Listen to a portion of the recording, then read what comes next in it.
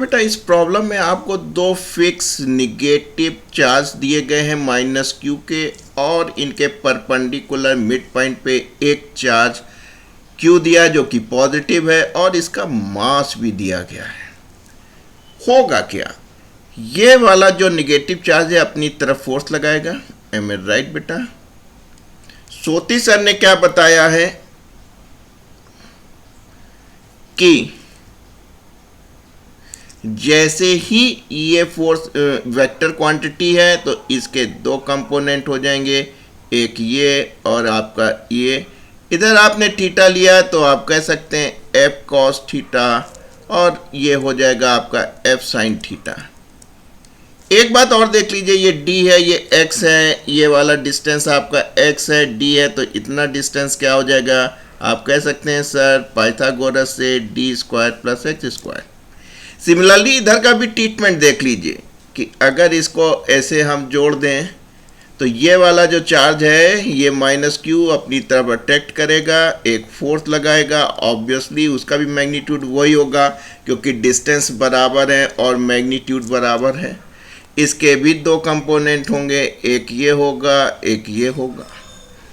ऐसे सूरत हाल में ये हो जाएगा एफ कॉस थीटा, क्योंकि आपने भी कहा कि यहाँ से एंगल नापा है, थीटा होगा क्योंकि साइड्स आर इक्वल तो एंगल्स आर इक्वल, और ये हो जाएगा एफ साइन थीटा। देखिए मैग्नीट्यूड भी बराबर है, एंगल भी बराबर है, मैग्नीट्यूड बराबर हो जाएगा तो ये दो कैंसिल हो जाएंगे, तो रिजल्टेंट फोर्स जो इस पे लगेगा वो क्या लग जाएगा, एफ कॉस थीटा इसकी वजह से और एफ कॉस थीटा इसकी वजह से। फिर क्या होगा, ये इधर फोर्स लगेगा तो ये चल देंगे, एक्सीलेट कर देंगे, फोर्स लगेगा तो एक्सीलेट डी एक्सीलेट होते तो शायद यहाँ पे हो जाते। एक्सीलेट कर रहे हैं तो क्या हो जाएगा, ये बेटा इस सेंटर पॉइंट को पार करता हुआ आगे निकल जाएगा।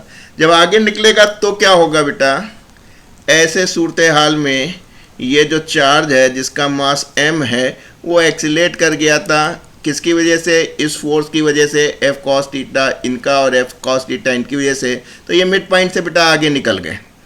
अब क्या होगा, जैसे ये आगे जाएंगे तो फिर ये निगेटिव है, फिक्स है, अपनी तरफ खींचेगा, ये भी अपनी तरफ खींचेगा। मान लीजिए ये निकल गए अब x पे ही, और आपने कहा कि सर ये डिस्टेंस आपको पता ही चल गया, D square plus X square. Am I right बेटा? तो ऐसे सूरत हाल में दो कंपोनेंट होंगे, एक आपका ये है और एक आपका ये। इस फोर्स को दो कंपोनेंट में रिजॉल्व कर दिया। अगर ये थीटा था तो again you can say F cos theta ये हो गया, एफ साइन थीटा ये हो गया।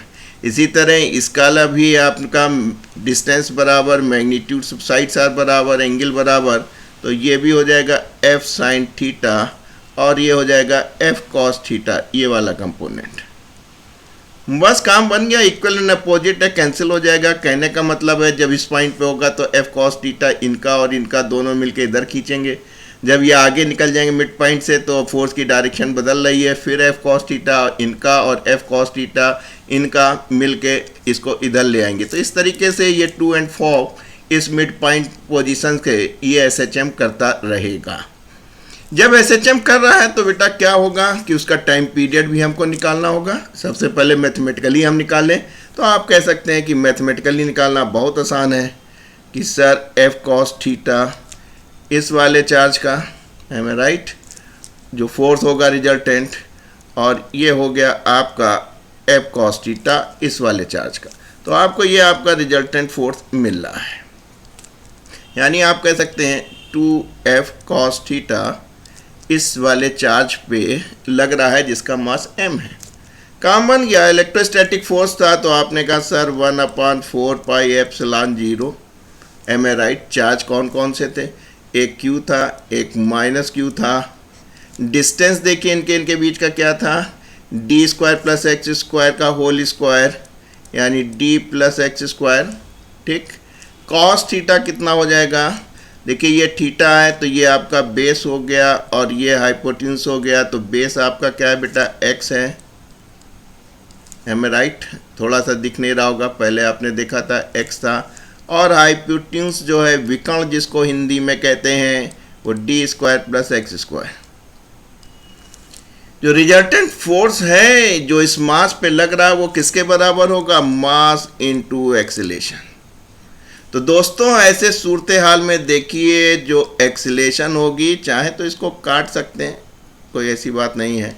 आप कह सकते हैं 1/2 पाई एप्सिलॉन 0, ना काटिए, एम ए राइट। काटना चाहे तो आप काट भी सकते हैं, मत काटिए, अच्छा नहीं लग रहा। तो आप कह सकते हैं 4 पाई epsilon 0 Q into Q, Q square हो गया, ये आपके पास x हो गया। और आपने कहा सर 1 + ½ बराबर 3/2। यहाँ पे एक चीज़ देखिए, ये जो x है in comparison to d small होना चाहिए, यानी कि आप x को निगलेक्ट कर सकते हैं। तो आप कह सकते हैं जो एक्सीलेशन है -2 क्यू स्क्वायर 4 पाई एप्सिलॉन 0 x रहेगा, साथ में ये m इधर ले आइए। अब जब इसको नेगलेक्ट कर रहे हैं कि साहब x बहुत छोटा इन कंपेरिजन टू d, तो ये कैंसिल हो जाएगा। तो जब इसको करेंगे तो 2 कैंसिल हो जाएगा और ये आपका d³ हो गया। अगर आप मेरी अनुभवी निगाह से देखें तो आप जानते हैं कि अगर कोई कांस्टेंट आपको मिल जाए, एम ए राइट, और x आपका डिस्प्लेसमेंट है, तो देखिए अगर ये कांस्टेंट है, क्योंकि चार्ज भी कांस्टेंट है, 4 पाई एप्सिलॉन 0 भी कांस्टेंट है, m भी कांस्टेंट है, मास भी नहीं बदल रहा है, d डिस्टेंस भी ये फिक्स है, कहीं नहीं जा रहा है, तो आप कह सकते हैं कि a is directly proportional to -x। दोस्तों आप सभी जानते हैं कि this is condition of SHM, simple harmonic motion की ये कंडीशंस होती है।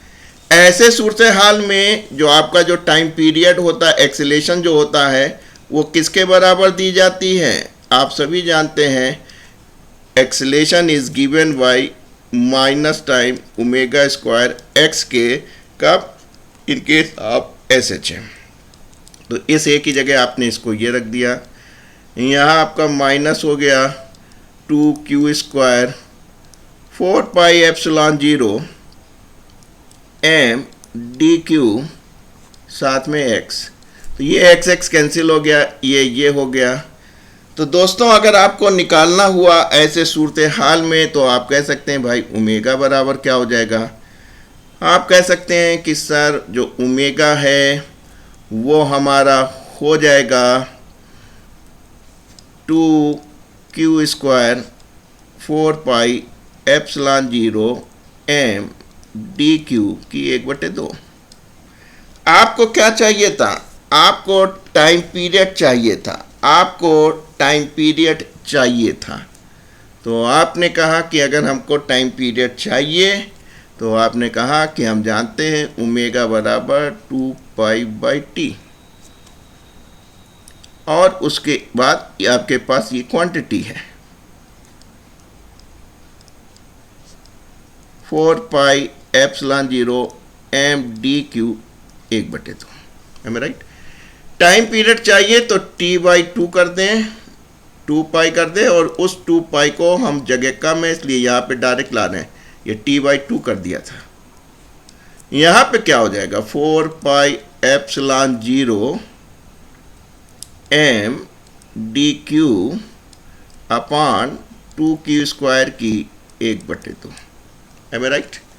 आंसर में आपका ये जो 2 पाई है इसको अंदर ले जाना है, तो क्या करेंगे आप? इसका स्क्वायर करके अंदर ले जा सकते हैं, क्योंकि आपको √1/2 के अंदर ले आना है। तो क्या हो जाएगा आपका 4 पाई स्क्वायर करके इसको हमने रूट के अंदर ले गए इनटू 4 पाई पहले से था epsilon 0 m dq upon 2q square की 1/2, एम राइट। इससे आप इसको काट लीजिए,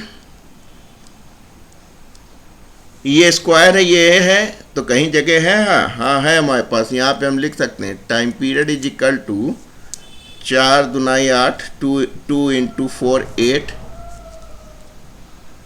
पाई Q epsilon 0 m dq upon q square की 1/2। क्लियर? तो आपने देखा ऐसे सूरत हाल में SHM क्यों हो रहा है, उसकी मैकेनिज्म को समझा और साथ में आपने टाइम पीरियड को भी निकाल लिया। Thank you and God bless you.